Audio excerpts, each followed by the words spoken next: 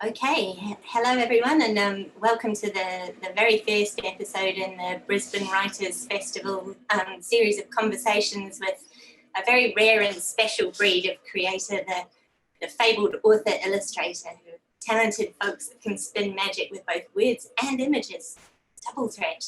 I'm Sarah Davis. I'm an illustrator and Associate Art Director with Walker Books Australia. And I'd like to begin today by acknowledging the Darkinjung people as the traditional custodians of the land on which I'm speaking, and pay my respects to elders past, present and future, and recognise their continuing connection and contribution to this land. I'd like to extend this respect to any Aboriginal people who are listening today. And it's my absolute pleasure to be speaking with a bit of a national treasure, Alison Lester, who is one of Australia's most beloved creator of picture books and books for middle grade readers, and picture book Illuminati, really, aren't you, Alison? So you were the inaugural Australian Children's Laureate for the Australian Children's Literature Alliance with Burry Monty Pryor, and Ambassador for the National Year of Reading. You've won the Melbourne Prize for Literature, and you're a member of the Order of Australia. And correct me if I'm wrong on any of this, but currently an ambassador for the Indigenous Literary Foundation, Melbourne Royal Children's Hospital Education Institute, yes. The Clean Ocean Foundation, and Buck Belong Pickaninny. So very, very busy and very generous. It's lovely to have a chance to chat with you today, and I'm very interested to find out more about how you work and how you create your incredible books that have brought me and my family a lot of pleasure through the years as well. Writing for children and illustrating for children, I think, comes from a place of needing to have a very vivid sense of the sort of lived experience of children and the reality of, being a child and how a child's mind works and how they perceive the world. And you've talked about feeling very empowered as a child, and it sounds like you had actually quite an incredible childhood. So I thought we might start off by if you could tell us a little bit more about your childhood growing up on a farm in Getzland. Well, it was a fabulous childhood. I mean, it's the childhood that lots of country kids have, and I think you maybe had too. But it was probably made especially good for me because I was the youngest. So I was given the youngest of 4 kids. So by the time I came along, I was allowed to have a lot more freedom and a lot less responsibilities. So I think I got my first pony from Santa when I was 5, but I was riding well before that on whatever horse I could get on. So I think that relationship with little kids and horses is so great because you just have that instant power. You have this strong friend who can carry you anywhere, and you're very fast and powerful. And then as I got a bit older, my father started to give me a lot of responsibility around the farm. Like, he would trust me to go and check the calving cows and make sure none of them were in trouble. And I would ride around the paddocks and check the water and go and muster cattle in a paddock and bring them up to the yard. So that's astonishing. How old were you when you were doing that? I was probably doing this when I was 10, I guess, yeah.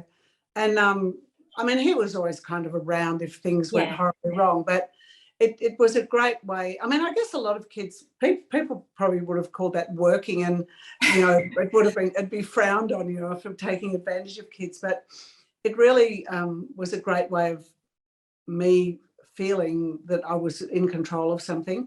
And it kind of went a little bit wrong when I became a teenager, because I realised that the world wasn't just that farm, which had been a really insulated experience. And then when I went out into the real world, that confidence and power that I had on the farm didn't really translate into the real world. So that was a more difficult time for me. But certainly that age of being a primary school kid And before that was really very joyous, just being out in those big paddocks and exploring the bush and working with cattle and horses and having cats and dogs and observing all the beautiful native animals as well. It sounds incredibly enriching and sort of life expanding, like that. Such a formative, such a formative point in your life when you're creating the little nugget of, who you're going to become.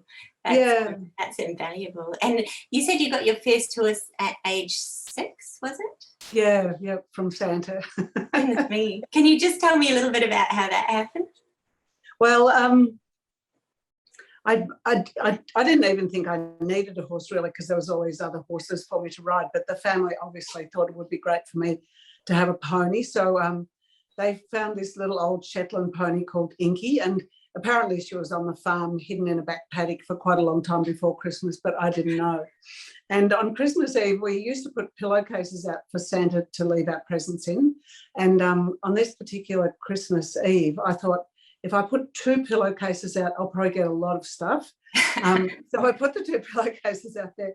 And in the morning when I woke up, they were both empty, and I was just heartbroken. I thought, no. Yeah, he was punishing me for being greedy. And I went into my mum and dad's room crying, and Mum said, go and have a look. There might be something really small in there.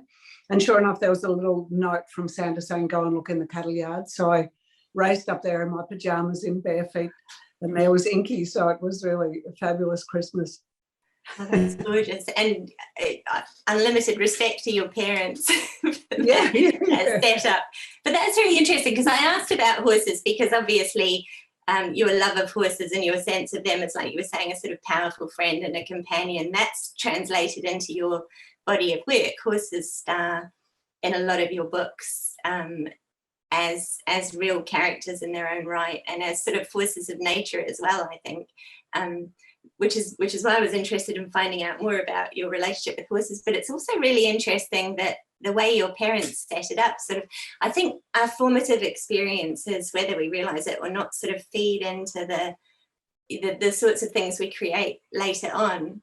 And I think so, so I mentioned to you when we were talking prior to this that we have a copy of Imagine that has been just absolutely loved to bits in our family and on high rotation for a couple of decades, and the kids were absolutely obsessed with it. And one before we spoke, I was trying to sort of work out what it was that I thought fascinated them so much. And interestingly, I think it's that I think it kind of mirrors what your parents did for you with that Christmas present of Inky, because on each page you provide a setup, which is sort of a little contained teaser, a little bit like the note in the bottom of the pillowcase, where you say, imagine, the kids are in a very sort of normal environment, and you say, imagine if it was this. And then on the next page, you open it up, and there's this absolutely glorious world that you've created that expands and invites. And it kind of mirrors that dynamic of the tiny little note in the pillowcase. And then the pony, your very own sort of, and I think you do that in a lot of your books, where you kind of, you have that sense of presenting kids with something and expanding their world. I think that's like one of your driving themes, perhaps. So do you think that's one of the things that that sense of freedom and adventure, is that one of the things that you value about existence? Are you consciously trying to pass that on in your work? It's so nice to hear you talking so articulately about my work, because I don't really understand this a lot. When you do it, you just do it. Yeah, there it is. But I think that's right. I remember my friend and editor Rita Scharf said to me once that she reckons that early childhood, where I had all that space out on that farm, just gave me such a freedom to imagine. And we forget that some days with our kids, when we fill them up with all sorts of things to do, that just to have the space to imagine and dream is really wonderful. But I do always love that big surprise. It's like, well, we're doing this, but imagine if we did this. So our lives are always like, parties always have piñatas, and there's always birthday cakes and big things that happen, because I don't think you can help this. It's just the way you're born. But I do really get a kick out of life. So that's clear. I think that comes through, but I don't consciously think about it much. I'll come up with an idea for something and then present it, but I find it very hard to understand why I do things and how it happens, which is probably not what you want to hear when I'm talking about my work. No, but I mean, that's interesting in and of itself, isn't it? Because I think, whenever you're creating anything, it's sort of a relationship. Like if you're creating something for an audience, you're not doing it in a vacuum and then putting it in a drawer. Like it's coming from you, and it's informed by all the experiences you've had and the way you feel about the world. And then how people respond to it is another sort of element in the alchemy that happens, isn't it? And quite often, I think it's in the watching people respond to it or hearing people's thoughts about it actually makes you realise, things that are in there that you may not have articulated to yourself. But. Exactly, yeah. And that's such a lucky thing too, that what you make, a lot of the world gets. Do you know what I mean? I guess when you're creating something, you're looking at the world in a way and translating it somehow and presenting it. And some people work their lives like that and no one gets what they're doing. So if people do get it, it feels very fortunate. And I think it comes back to what I was saying before too. Like, I mean, you're writing for a particular audience, and it does really feel like you've managed to kind of hold on to that really vivid sense of a child's world, and the fact that children are fully developed emotional beings and have big feelings and big thoughts and can grasp big ideas, even if they don't have the sort of tools to articulate them at that point in their lives, and I think your work really plugs into that sense of engagement with the world that a child has, and themes like family and love and nature and connection, and I think it's just beautifully sort of you've really got your audience sussed. Oh, thank you, Sarah. I mean, not only were you a child once, like we all were, but it sounds like also having your own children was quite a turning point for you and made you sort of kind of clarified for you how you wanted your life to be and what you wanted to sort of do with it and what you valued. It sounds like they were quite an inspiration for you when you started out. And am I right in thinking that your most recent book, like Noisy Baby, was based on your granddaughter? Yes. And edited by your daughter? Yes. That's lovely. Yeah. So we'll talk about Noisy Baby later on, but I thought that was a beautiful connection. Yeah. It also sounds like your dad was a bit of a storyteller, that he could spin a good yarn. And he loved telling stories. I mean, we didn't get a TV until I was, I don't know, maybe in about grade 5 or 6, and then it was just black and white, and all we got was the ABC. So we had a very, the ABC had funny things. I think they used to have the Dean Martin show, so there was my fairly conservative parents watching the Dean Martin show every night, and Dean Martin was so cool and so Las Vegas, so it was a funny TV education. But he did love telling stories, and he'd been a farmer all his life, and he had a stud of Hereford cattle, but he also used to travel all over sort of southeastern Australia buying thin cattle, what we call store cattle, and then he'd fatten them on our farm. So he had contacts all around the place, and he was often on the phone for hours in the evening just gas bagging with people all over the place. Well, I wonder if that sort of fed into, like, I noticed with all of your books, one of the things that you do absolutely beautifully is kind of that rhythm of the spoken word, rhythm and rhyme and repetition of structures, and that sort of sense of oral storytelling. Like your books are just begging to be read aloud and shared. I think and you're really sort of harnessing that power of the reading aloud. And again, I think that's that you're working very much with the receiver in mind. Like you've got a really vivid sense of how children are going to what they're going to respond to and what's going to engage them, and things. But that's actually a really tricky thing to master, that kind of honing language down to the point where it's really singing. So I wonder if you could just talk us through your approach to that a little bit when you're working on a particular text. Like how do you how do you work and rework it? And do you read it aloud to yourself? Do you test it on, like, what's your sort of process of crafting when you're writing? Well, often it will just, start off with something that's in my head, and often I mightn't even write anything down for years. It'll just be in my head, so that when I'm driving or not able to sleep at night or just doing anything, I'll just have it in there rolling around. And I mean, I think this is one of the things I love most about making books, is that it's like you've always got a movie in your head. There's always something. You're never just sitting there going, oh, what can I do? There's always something to nut out. And I think a lot of that rhythmic thing, I remember when my kids were little, reading them the Mr. Men books, and who am I to criticise Mr. Men when they've been so popular, but they were so boring to read and they had no rhythm. And then when I read something where I could go da da da da da da da da da da da da da da, it rolled on, and so and also at that time I spent a lot of my life doing a lot of long distance running, and I loved that rhythm too. I often thought about words when I was running like that, so I just had that rhythm that would be going through my head. Oh, that's really interesting, because you can really hear that sort of yeah.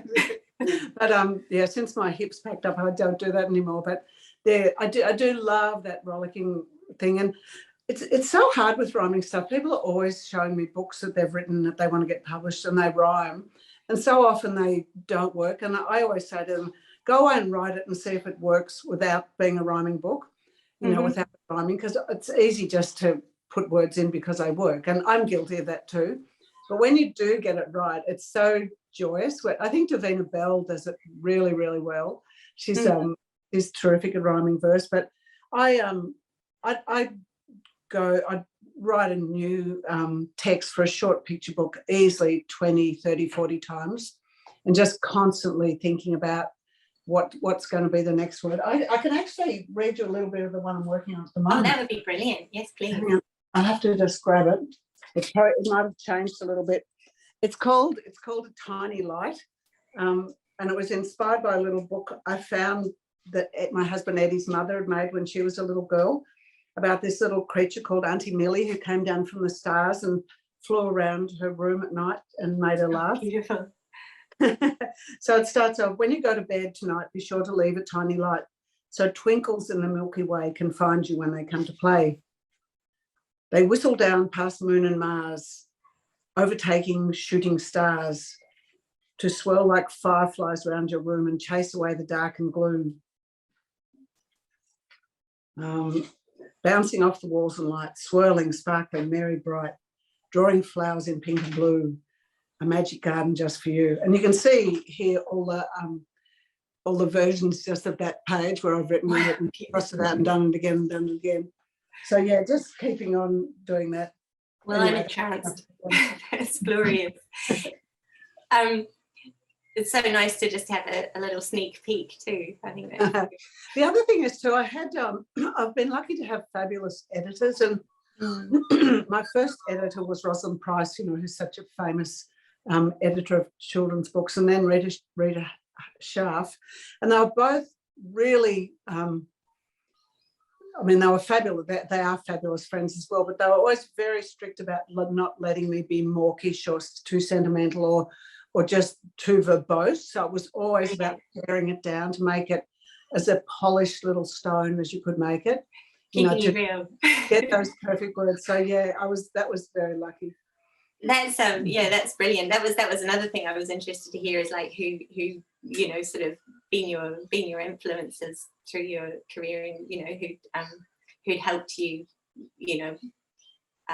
with that sort of process, because I think it's not something you can do in a vacuum, is it? You do need that sort of outside eye of someone who knows and who can look at it in a sort of a slightly more detached way, because you live with it for so long. And if you're rewriting and rewriting something 20 or 30 times, it's like when you say a word over and over again and it suddenly just turns into a nonsense syllables, That's right. I imagine it's quite often like that once you're on the 30th redraft. So having an outside eye is brilliant. But I think that's one thing that a lot of people don't understand, because the end result is deceptively simple, but it's actually, to create a good picture book text, or an excellent picture book text is such a process of distilling and compressing and making every word absolutely work for its keep, and and so it's fascinating to see it in action, and that comes through, and like your writing is just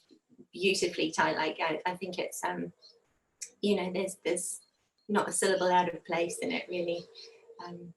So it makes me really grumpy when I find one that is. Yes. You're like, damn, wish I'd seen that earlier.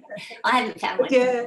I love the editing process. Like you're right, you're so involved in what you're doing that you really can't see the forest for the trees. And sometimes someone will point something out and you'll go, oh my God, how could I, thought that was okay? And I mean, it goes the other way too. Sometimes an editor will push back on something and say, I don't think this is right. And you have to actually think about how you feel about it. And sometimes you'll say, well, no, I want it to be like that, and you have to justify it. But I'm never one to bag an editor. I just love the whole process. I find it, Ros Price said to me years ago that the hardest thing about making a book was actually getting that first. She used to come out and work with me sometimes when we were starting. I remember when I was doing my farm and I had the idea of doing a book about a farm, and she came out to workshop with me, and we were I'd made huge lists of horses and dogs and cattle and things that I did and things my kids did. And we worked all morning, and at lunchtime I said, oh my God, I'm exhausted. And she said, it's because this is hard work. You're making something out of nothing.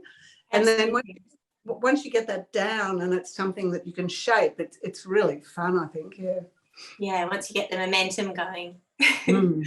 But and I mean, obviously, I mean, that's one interesting thing about working in the picture book genre, in the book genre, is it's so collaborative. It's not like just being a fine artist where you create work that the public may or may not respond to, and it's sort of exhibited. Like you're actually there's a lot of voices in the process, and you're doing it for a specific response from a specific audience. So yeah, it's quite unusual like that. But I mean, your written rhythms and structures are beautifully crafted, but I think that's kind of offset really nicely by what you do with the images as well. Like you're really good at setting up I mean, there's that beautiful alchemy that happens when the text and the images work together, and you've got the rhythm of the rhyme and the sort of that sort of sense of the word galloping along in your books, but also you manage to do that with the pictures as well, like the images. You're really good at sort of setting up a visual rhythm on the pages to sort of counterpoint and enhance what you're doing with the words. I think, like when you look through your books, it's and I thought perhaps it might be nice to look at talk a little bit about The Very Noisy Baby in terms of that, and what you did with the sort of layout and design there. Okay. I'll just find it here. Yeah, I do love having structure in the book. Like the other funny thing is I nearly always do landscape books. I don't like portrait very much, and I think that's maybe something to do with growing up on a farm. Interesting. But I love books that have like sets of pages. Like there'll be a white page with something on it, and then you turn it over and there's a double page spread. So this is The Very Noisy Baby, and it did have a very funny beginning. My daughter Claire, who's she's the children's publisher at UQP Press. When Trixie, her first baby, was very little, she was an incredibly noisy baby. She would not particularly unhappy noises, but she'd just make huge screams and shrieks and bellows. And we were in a shop once, and she was making so much noise we had to walk out of the shop. And Claire said to me, what am I going to do with her, Mum? And I said, I don't know, Claire, she's just a very noisy baby. And we both looked at each other and thought, oh, that's a book. So then I went away and started thinking how I could make a book out of this very noisy baby and all the noises she made. And at first I had her making noises like a chainsaw and a foghorn and an ambulance and things like that. And I had the idea that she would make these noises and somehow people who had those jobs would be drawn to her. But it just it didn't grab me enough. And then I came up with the idea of it being animals, the animal noises that she was making. So here it is. It's The Very Noisy Baby, and it's dedicated, it says, for Harriet, who's another granddaughter, and it says, and with special thanks to Beatrix, the original Very Noisy Baby. Oh, beautiful. So I do love having a bit of white space. I think it's really important to rest your eyes a little bit. So it starts off saying, in a little pink house on the edge of town lived a baby who made some unusual sounds. She could bellow like a buffalo, woo, roar like a lion, rah, and howl like a wolf for a very long time. Oh. So when Coco the keeper came searching for her tiger escaped from the zoo, she heard a growl from the little pink house and called, "Stripey, is that you?" Knock, knock, knock. She tapped on the door, but the mother who answered said, "No, you did hear a growl, but we don't have your tiger. We just have a very noisy baby." So it's and then it goes on until finally the baby draws all the animals back and people find them. But it was quite a hard book to design because there was so much going on.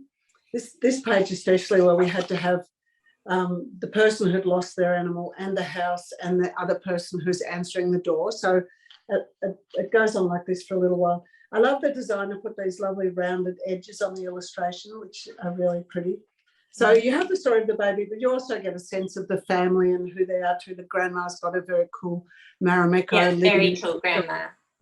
Modelled on anyone in particular? No, yeah, someone I know, not me. Then there's the twins. And then finally, when all the people who've lost their animals are sitting around, the big sister has an idea and she grabs the baby and they all follow her to the park and she puts the baby on the ground and the baby starts making her noises and draws all the animals out of hiding. So when she growls, then you sort of have the structure in reverse. Yeah.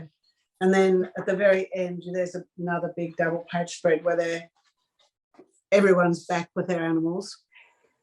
And then it's the baby fast asleep. So I of all the books I've done, I think this is one I just love the whole shape of it and the way it looks. It feels very complete, that one. Yeah, and lovely rhythm to the layout as well, like I was saying. Yeah. And that's that dynamic where you're kind of offering something small and then, the big reveal kind of, and it builds and builds and then you have the big surprise. And for some reason, I sort of said it in a country town, but it looks more like an Italian country town. I'm not quite sure how that came about, but there's like little houses with terracotta roofs. I mean, it could be Sydney or it could be anywhere, but it does definitely have a little bit of Italy there as well. Yeah, sort of an anywhere town. Yeah. The universal town. Funnily enough, though, you mentioned your daughter Claire's the editor at UQP. Yeah. I think I'm illustrating a book for her at the moment. I think you are, yeah. A chapter book about vampires, which is lots of fun. That's lovely. I had no idea she was related to you. Oh, okay, yeah. She's Claire Hume. Yeah. Yeah. Oh, well, that's brilliant. Lovely. Yeah. That's a total aside now. I've lost my train of thought. Oh, that was my next question was, how much control do you tend to have over the sort of the final look and the design and layout of the book? Like, are you someone who likes to be quite involved, or is it, do you hand it over a bit more? Or just talk a little bit about that aspect of it. I'm a bit of a control freak, but I love a good designer too. Like, I love it when I have a bit of an idea and I give it to the designer and they go, well, we could do this, but we could make it much better. So again, I love that collaborative thing. And I have pretty strong ideas about what I like and what I don't like. And it's not any training at all. It's just sort of a sense of what looks good. Yeah. This is a nice cover. Sandra Nobes put this together for 90 the Pony Counts to a Million. And this was sort of my idea of her looking up at the stars after I'd probably drawn maybe half a dozen different, or maybe a dozen versions of her looking at the stars, because it's quite hard to draw a horse looking up at the stars. It is. Standing up, they've got a really sore neck. So I thought it was nice for her to be lying down because that is the most comfortable way to look at the stars. And then Sandra, I think, had the idea to put these beautiful stars in the sky. And it's one of those nice covers that goes right over to the back. With luxury foil, I see. Beautiful foils, yes. So it was nice to have. Well, I'm glad you waved Noni the Pony at us right now, because it's a lovely segue into what I wanted to talk about next, which is sort of that sense of community that comes through in The Very Noisy Baby, which I think is something else that's sort of a recurring theme in your work. You know, the Very Noisy Baby is this. You've got this sense of a tight knit community with all these sort of these characters. And the family and the way that they interact with the people from the community who come looking for their animals, and you know, and that probably reflects. I mean, you grew up in a very tight knit community, didn't you? With the farming, even though it was probably quite far flung, there were lots of quite strong connections with people there. I remember hearing you once tell a story about you ran into a man who knew your dad. And your dad had adjusted his Clydesdales during a drought. That's right. Yeah. And there was that connection there where your dad had done him a really lovely favour, and he'd never forgotten. And then you. He did the favour for Dad first, I think. Yeah, I think Dad and Uncle Jack had bought a lot of cattle up sort of in the Mallee, and there was a train strike, and they couldn't get them down to where they were in South Gippsland, and this man adjusted them for them and kept them until they could get them. And then years later, they were having a terrible drought, and someone told him about, I think that's how it went. So he then sent his Clydesdales down, so and they lived in Yannicky, yeah. I was sitting in front of him at a football game. We were watching Geelong and North Melbourne in a preliminary final, and we started chatting to him, and we said, wow, he said, where are you girls from? We said, Foster. He said, oh, you don't know the list. So it was one of those bizarre coincidences that the universe throws at you, like a completely random encounter and thousands of people, and you had this connection. People probably at the game, and there we were. Oh, that's lovely. Yeah, because I was thinking about that in terms of there's a line from Noni the Pony that I love. When I was reading it I've read it to small kids, and that's Noni the Pony is gentle and kind and never lets anyone get left behind. And I sort of wonder if she's sort of the embodiment of that kind of spirit of people helping each other out and being there for each other.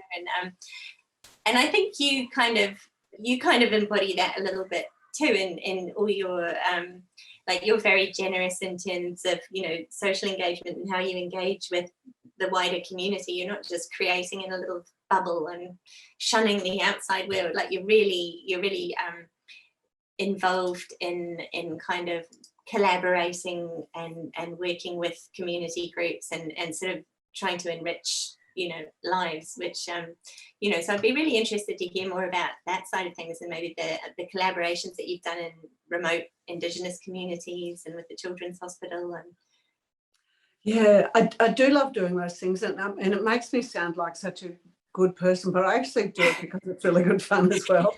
You're probably a good person as well. I hate to break it to you.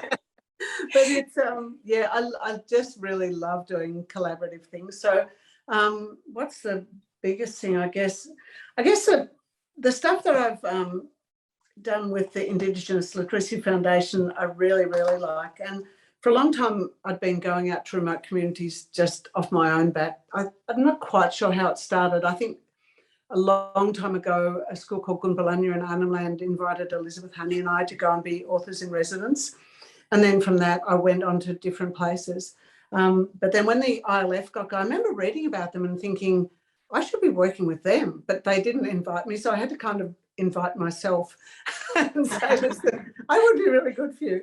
But we do beautiful things, like a lot of their work is going out to communities and making books that the communities want. So this is from a community called Armata, which is in the APY lands. And we went out there and worked at playgroup with mums and little kids and just made this lovely book of animals. Yeah, and I mean, often we're working with women who are really fabulous artists in their own right. There was a woman called Barbara Moore, who's very famous, who was the one she was making all these designs and giving them to other ladies, saying, you print that one, you print that one. Like, she was really great. And then more recently, we were at a community called Bidjidunga, which is south of Broome, and we had a fabulous photographer called Wayne Quillen there with us. Wow. And the Indigenous Literacy Foundation are very good at listening and giving people what they want rather than barging in and going, this is what we'll do. So they were very keen to have a book about bodies for kids. So Wayne took lovely photographs, and I think Janie Godwin and I were working together, and we did these illustrations with the kids, and then I think Hazel. Gorgeous. I think Hazel Lamb was the designer who put it all together. Aren't they? They're really just glorious. Yeah, stunning. And I think there's 5 different languages in that community, so they're printed in all the languages as well. So just such accessible books for people to be able to read to their children in their own languages. It's that's pretty exciting. And sometimes when we go to communities, we'll make just little homemade books like this, where I used to take a printer with me and print them on the spot so I could leave them at the schools. Here's a lovely picture of some flying foxes. That's lovely. So I'd take a printer and a laminator and the paper. So we'd make the books and then I'd print maybe a dozen copies and laminate them and staple them together. I could leave them an instant book. And sometimes, like this is Monster Party that Janie and I did at Punmu in Western Australia. And Magabala Press printed that as a trade book. So sometimes they stay just as little books for the schools and sometimes they go out into the world. The wider world. Yeah. And then here it is. Hang on, I just have to go off again. I'm a bit sad about our work at the Royal Children's Hospital because we haven't been for a couple of years because of COVID, but for a long time, I think I started doing it when I was the laureate, and I said to them then, if you want me to keep coming, I'm really happy to do it. It seemed like if I was going to have charity, that would be a good one, but this is a really beautiful book that Janie... It's glorious. Like it's so quite nice. magical, isn't it? Yeah, it's really lovely. Here's in the end papers, I did that stencil of fish, so all the kids who had put something in the book had their names on it, which was really lovely. But the Education Institute of the hospital is really a fabulous organisation and gang of teachers, so that when kids are there, and often their brothers and sisters are there as well, they can actually go to school and keep their education going. So they were very keen. They'd made a few little books that they'd published themselves, but they were keen to do a bigger book. And for a little while, we tried to write it with the kids, but it was too hard when we were only there once a month and the kids were changing. So in the end, Janie and I wrote this story, and we still, neither of us can remember exactly how it started. It just kind of came about. And then the kids did the kids made all these images and the teachers collected them for us. We made a little dummy book so the teachers knew what was going to be on each page. And then the kids made animals. And then I made these illustrations. These were huge pieces of paper. They were 1 metre high and about 1.5 meters long. Because the kids' work was quite big, and then I painted these big backgrounds and we physically stuck it all. So is that a photo of the actual huge? Yeah, well, that's 2 of them. I mean, that's a clever person. Because I looked at that and I'd assumed that you'd done a sort of digital collage with the kids' work, but it was actually a physical artwork that you created altogether. A smarter person would have done a digital. No, but that's a much more special way This to do was it. fun, yeah. So it says, let's go down to the Silver Sea. Come on, I'll hold your hand. We'll skip through the shadows of tea tree and ferns and race on the glimmering sand. The water is silky and warm on our skin as we dive through a shimmering wave, surfing and splashing with dolphins and seals, so strong, so speedy and brave. So these 2 kids go out into the sea and then dive right down to the deepest part through all these amazing things. And it can sort of be, it's a bit of escapism for kids who are stuck in hospital, but it's probably an analogy for the journey that a lot of kids have to do when they go through when they are in hospital too, that they end up creatures doing a dark place and then come up again to the sun. Yeah, so that was really lovely. And my granddaughter Francesca was a really ill newborn when we were making this, so she was in hospital at the same time, and we managed to one of the nurses took a little footprint and we put her footprint there. That's gorgeous. She's a big strong girl now, so she's better. But and then the other into the dark sea. Am I talking to?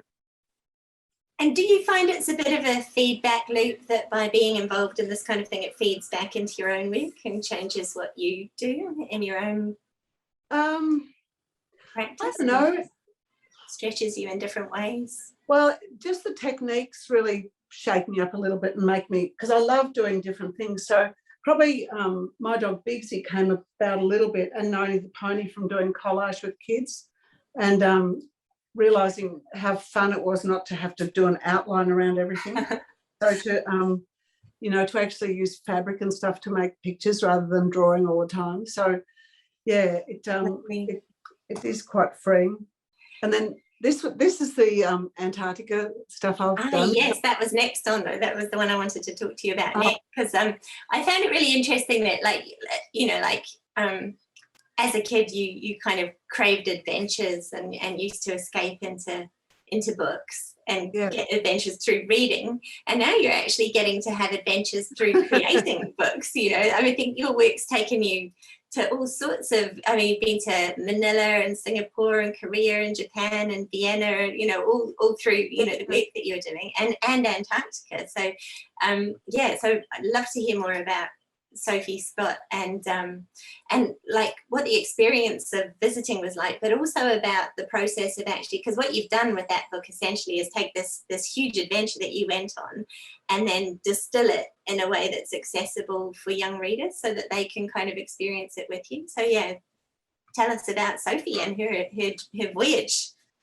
And who would have thought that being a children's book author and illustrator would have been a way of getting around the world? I thought I was just sitting inside all the time.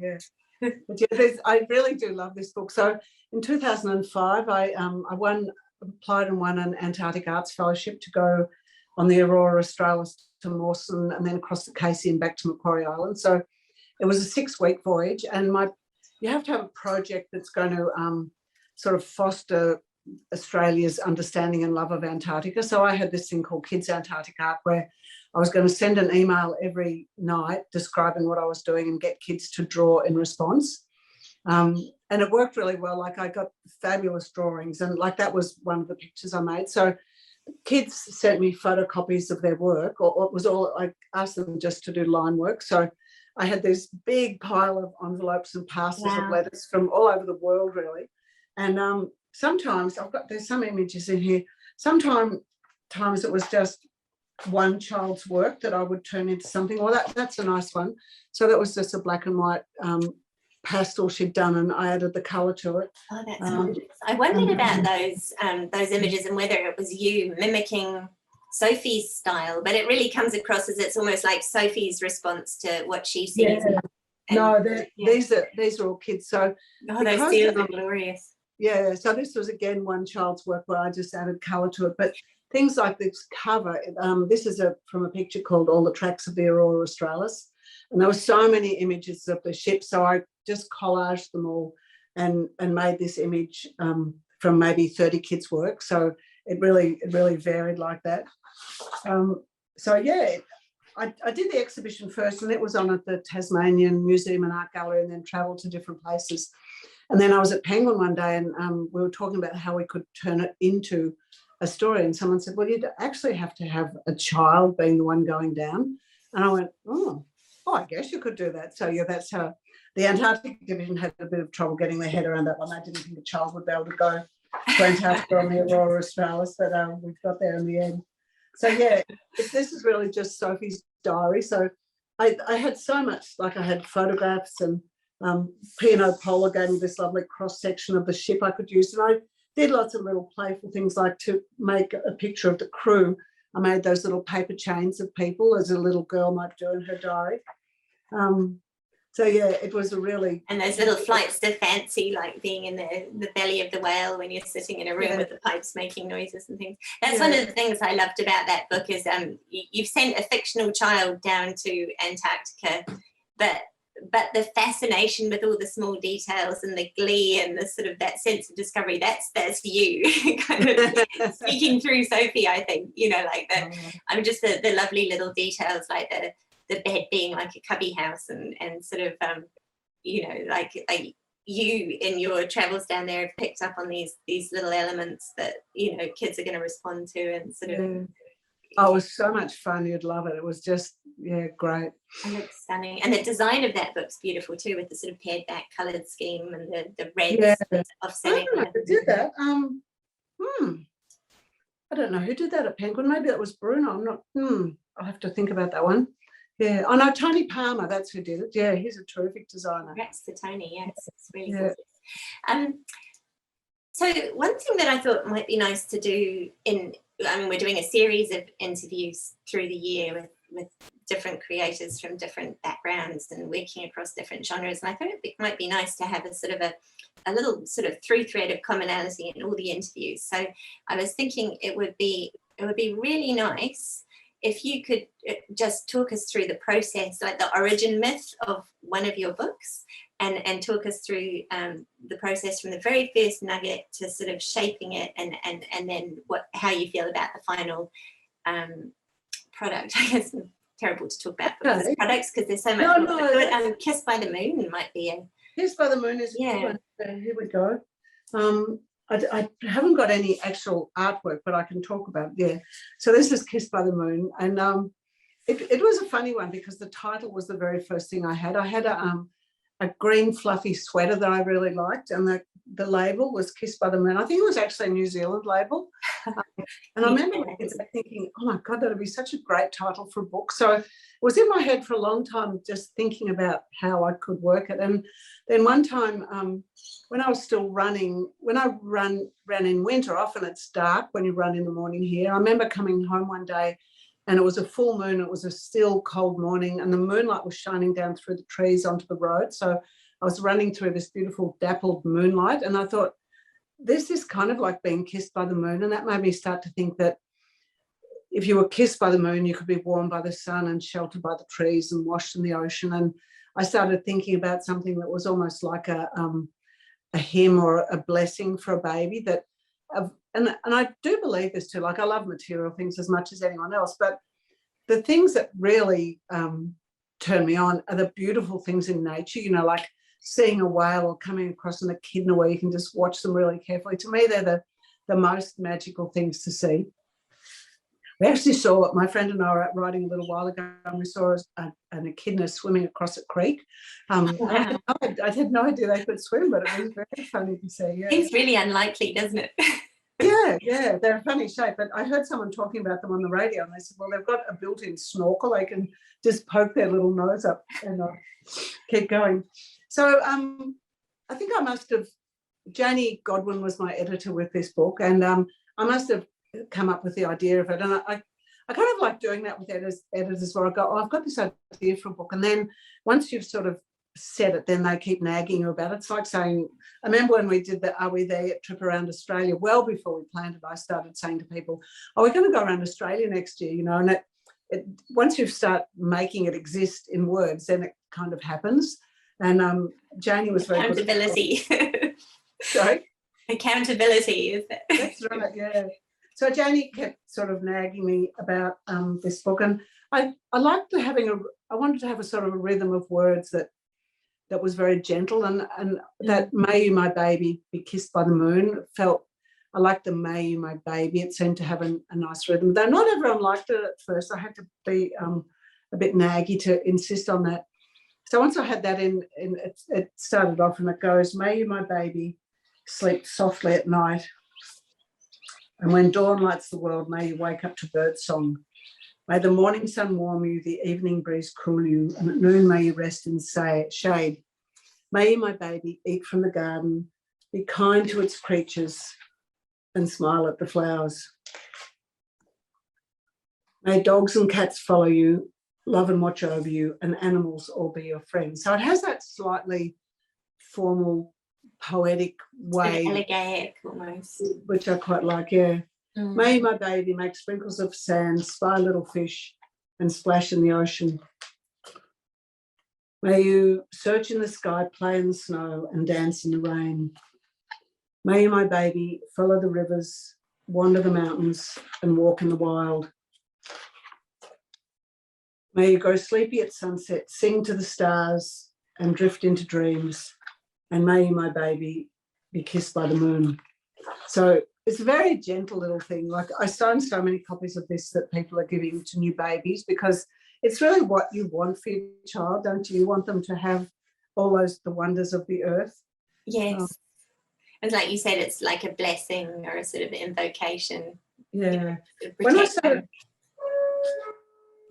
working on the illustrations, I had the idea that I wanted to do them as monoprints. So I, we ink out a sheet of glass and put your paper on the top and draw over the top so you get that nice line. But when I went to do it, it was just so hard to control. It was either too faint or too inky or too something. So I I just started sketching with a charcoal pencil. I think in the end I just used a 2B pencil. I have a technique that I really love that I've used a lot. It's not working so well because I've got a new printer, but my old printer used to print black and onto watercolor paper, and it was waterproof. So I can draw with a 2B pencil, and then I can scan that into my computer, which is a great way of just fixing up any little mistakes that are there. Then print it onto, I can't use a really rough watercolor paper, but I can use a medium one. And then the pencil line becomes this nice black grainy line. And it gives me a lot more freedom when I'm colouring too, because it means if I muck it up, I haven't ruined that whole drawing. I can just print off another one. But I can remember early on when I was trying to get what the baby was going to be like. I was flying home from somewhere and I didn't have any paper, so I've got all these drawings that are on the back of a sick bag that I picked out of the back of the seat in front of me. Not quite the spirit of the book, but I made a little baby that could be any baby. You know, you don't know if it's a boy or a girl or where it lives. And I really like doing this in books. I like doing books that actually don't have names and characters so that you can project yourself into that book.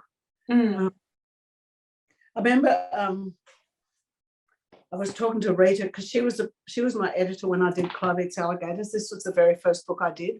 And I'd been looking at it, and when I was talking to her, I said, you did amazingly well to publish this because it really doesn't have a story. Like, it's just a look at things. And she said, yeah, I can remember taking it to the executives and they laughed at me. For it though. Yeah, this is the landscape that I use so often in my work, and it's the landscape down near Foster and Wilson's Promontory where I grew up. The book I'm doing at the moment, I'm actually setting at Claire's house. She lives just outside Queensland, so it's going to be her lovely old white house that's in the rainforest. So it'll be lovely to do a different landscape. But I feel so close to this country with the lovely shining waters of Corner Inlet and looking out over to Wilson's Promontory. And then often when we're down at Walkable, we have this view where we're looking through the trees onto the sea, and that's really lovely too.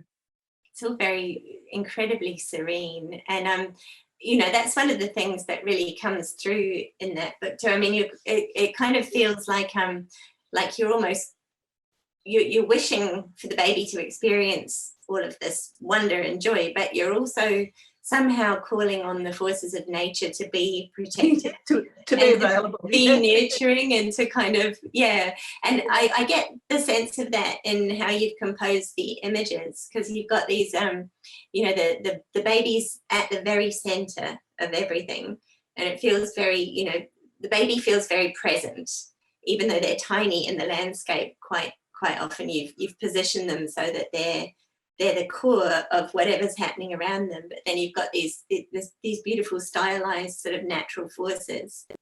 And I noticed you've used a lot of sort of rounded shapes and flowing lines, and sort of which give that sense of that energy of the natural world, sort of cocooning the baby. And I sort of wondered how much of that was conscious on your part and how much just kind of sprung from the way you wanted it to feel and just sort of happened organically.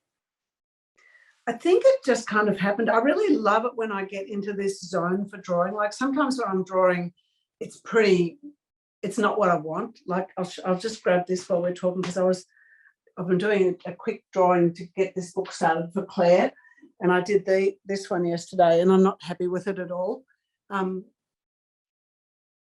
It's okay, but it's not where I want to be. And when I've been drawing for a little while, I get into this sort of zone where everything has, like you say, it has that sort of rounded look about it. And I think, yeah, this is where I want to be. I want to create a world that looks like this. But it's very hard to control. Often it's just a matter of drawing all the rubbish out of my system, and then I'll get to that. And for me, that's always a problem, because I never spend enough time at my desk. Like, I'm always jamming a book into the last few weeks even to get the illustrations done in time. So it's hard to get into that zone. Yeah, whereas, where's a good one? Yeah, I mean, I love things like this where a picture just has a lovely sort of force to it. With this, I tried to make the adults not be a part of it. I don't think you hardly ever see their faces. They're there, for the child, but they're not taking over. Yeah, they're almost a protective force in their own right, aren't they? Just yeah. working with And even this one, the person holding the baby on the horse is completely hidden away. Yeah. So, you know, decisions like that all feed into the theme, don't they? You know, like it would be a completely different sort of a book if you had the adults imposing or they're sort of controlling or participating, you know. So to make a decision like that and how you structure the images and what you're going to do with the characters and how you're going to present them, and the sort of visual hierarchy of what the viewer's seeing first and what surrounds that focal point, you know, those are all really nuanced decisions that you're making there that all sort of feed into the themes of the book. There's a lot to think about, isn't it? Yeah, when you're writing. Yeah, a lot of, because you can be looking from above or sideways, or it's yeah, I mean, you could make any decision really. I mean, there's so many options, and that process of working out what best fits the feeling that you're trying to create and the way you want someone to respond when they're viewing that. You know, it's exactly the same as the process of editing the text, isn't it? And finding the words with the right sounds and the right rhythm and the right connotations and the, you know, emotional weight. And, you know, you're doing all of that with line and form and colour and composition as you're. And even the decision of what you're going to put in there. Like at the moment, I've been working on a cover for this book called A Tiny Light, and I had one of those little star lights as the light, but I think it's too confusing because the creatures are coming from the stars. And then I had a lighthouse, and it's like, well, why would they have a lighthouse as a light? Now I'm thinking they probably should just have a little normal light. That's all they need, you know. It doesn't have to have a message. Yeah.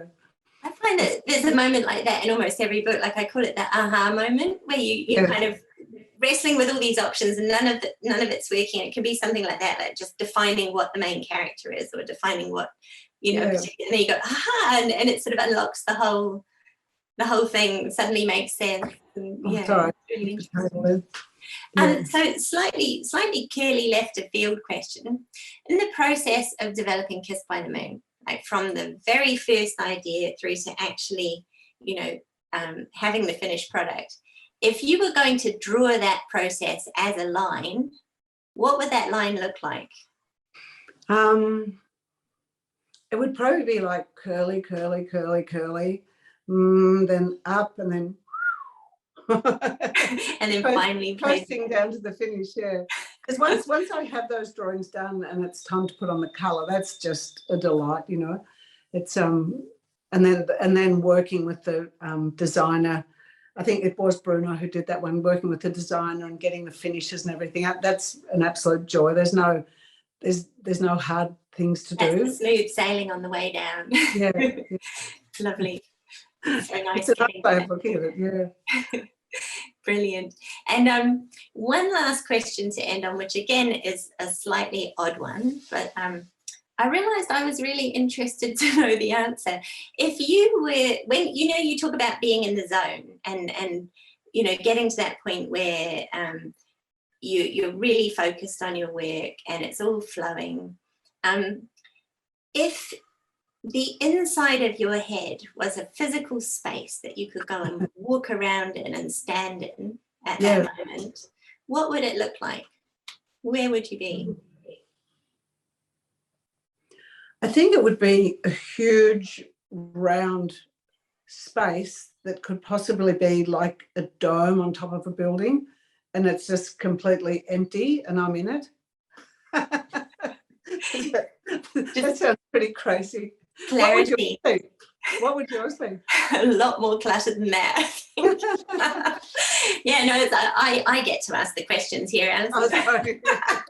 No, I haven't actually thought what mine would be. I should actually, but I think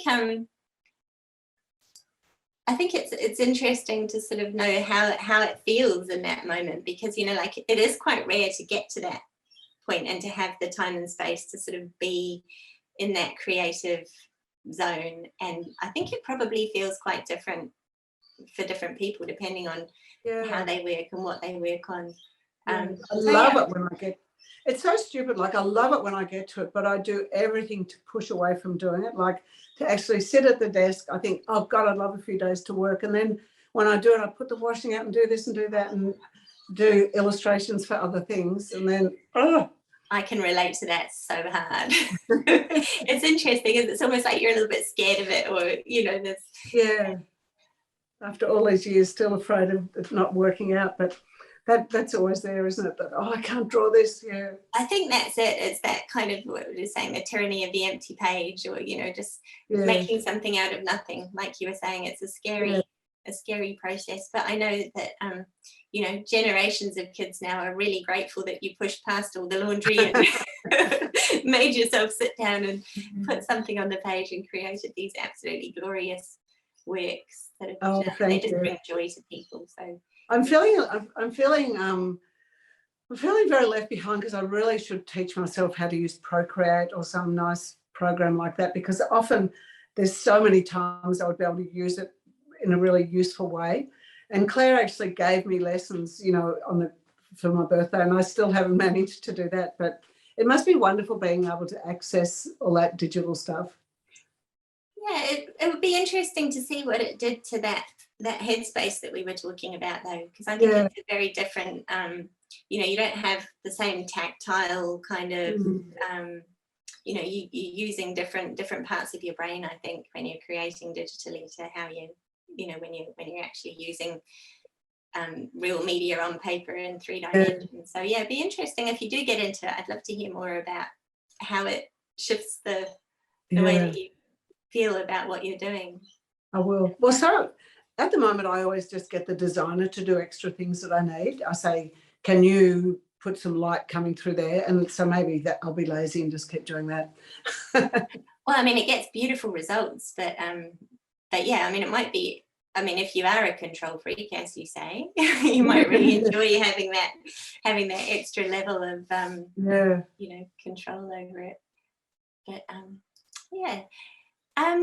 So just to end up, you've had a long career now, and you've had a lot of recognition and won a lot of awards and had a lot of opportunities. But I'm just interested to know, like, how you measure success personally, like what the moments are in your career that have really brought you satisfaction.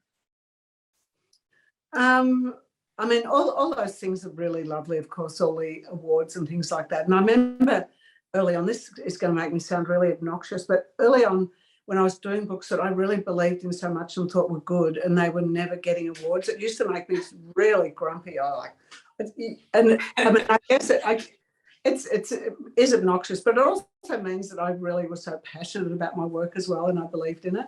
Yeah.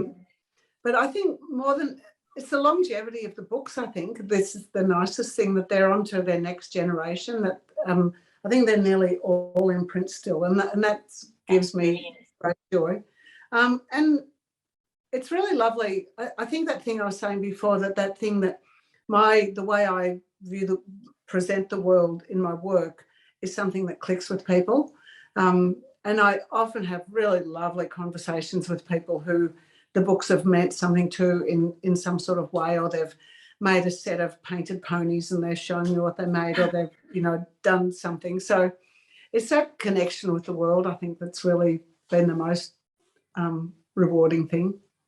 Well, I think that's a lovely note to end on, and your connection with the world is definitely enriching a lot of people's lives as well.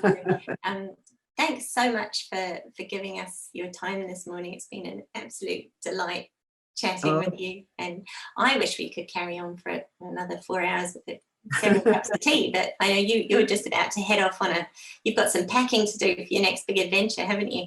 That's right. We're going to Tasmania tomorrow to walk out to the walls of Jerusalem. We're spending a week out there. So it's sort of up on the plateau, I think, near Cradle Mountain. So It's going to be exciting, yeah. Look forward to seeing the sketches that come. I'm actually wondering if I can put a sketchbook in and do some drawing for a tiny light while I'm down there. I bet you will. It'll all be infused with the Tasmanian spirit. All right. Thank you for making it so easy, Sarah. It's been lovely talking to you. Yeah, it's been a real pleasure, and enjoy your trip. Thank you. Okay. Bye, Alison. Bye-bye.